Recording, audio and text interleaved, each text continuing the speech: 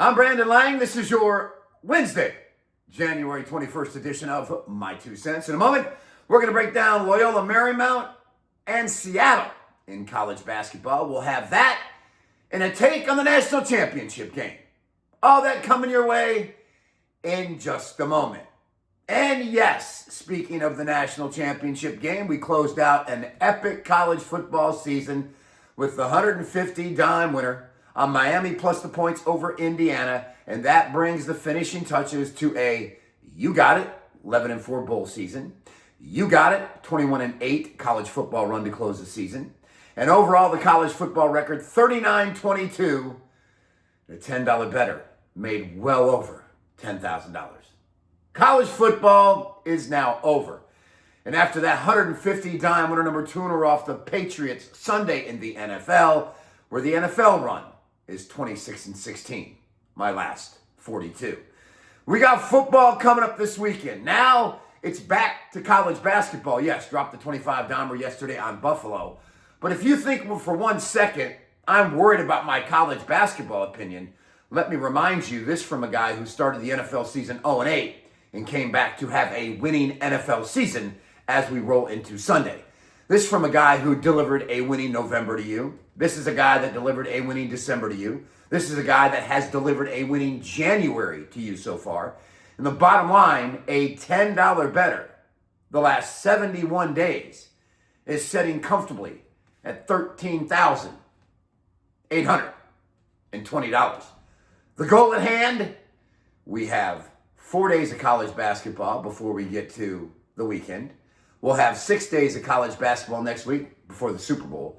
And the goal with that bankroll sitting at $13,820 is to touch the $20,000 mark. You want to bet against me? Be my guest. You bet against me in November, you lost. You bet against me in December, you lost. You're betting against me in January, and you've lost. You bet against me in college football, you lost. You bet against me in the NFL, you've lost. Don't put it against me. To continue to deliver at a level feels pretty fucking good. 25 dimer on the card tonight. Get this college basketball thing rolling into the NFL weekend, where I got a humdinger for you on Conference Championship Sunday. First things first, 25 dimer night in college hoop. Let's keep this winning streak going tonight. All right, freak pick, one in a moment, my 2 cents. Man, oh man, oh man. Mistakes made by Miami gave Indiana the national championship.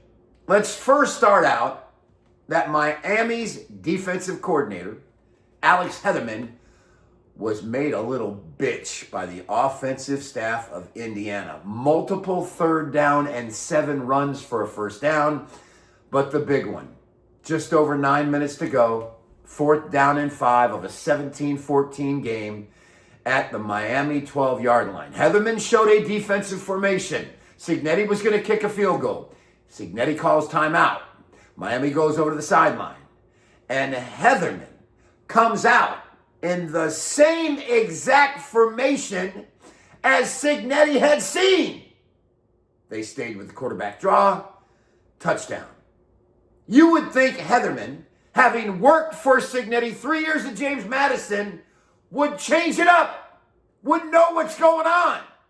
He didn't. And yes, Miami went down and scored, cut it to 24-21. And yes, they stopped them on 3rd and 5 to force the field goal, which gave us all the cover. And then we go to Carson Beck. Over midfield, 55 seconds to go, 1st and 10. Pigs get fed, hogs get slaughtered. Carson, you didn't have to take the shot there for it all. You could have continued to work the ball down the field. And then when you get inside 20 seconds, you're down around the 20, 15-yard line. And then you start taking shots. And that decision by Carson Beck is going to haunt that young man for the rest of his life. I went on radio and TV and said, if Carson Beck does not turn the ball over, the Miami Hurricanes would win the game outright. He threw one critical pick at the end of the game that cost Miami big time. But the guy that blew it more than anything else, number 87 tight end Alex Bowman, with the futile pussy attempt on the punt safe that Indiana came with to allow the block punt. And that block punt was basically the game right there. If I'm Miami, I make him hit the portal. because that boy made no effort whatsoever to block that edge rusher for the block punt. Alex Bowman, man, I don't know how you're going to be able to walk along campus. Simple as that. Anyway, got the cover, got the 159 winner, but man, I'd be lying if I didn't say to you right now, I wanted the outright win. All right, free pick winner. December 19th, I had Seattle at home over Washington. They delivered the outright win as a 6.5-point dog. Now they're home here, laying a 3.5 number against Loyola Marymount, who's lost their last 4 road games. And this is a Seattle team that, yes, they do come off the home blowout to Gonzaga, a team that they went into Gonzaga 2 weeks earlier and took them into OT as a 22-point underdog. They're 9-3 at home straight up, and I don't see this Loyola Marymount team being in the same class of the St. Mary's, the San Franciscos, or the Gonzagas of the world. We're getting a cheap price on a Seattle team that's been pretty good at home. Let's take Seattle, -3.5. That's it, everybody. Have a fantastic Wednesday. I'm Brandon Lang, win or lose. Back here Thursday. Another edition of My 2 Cents.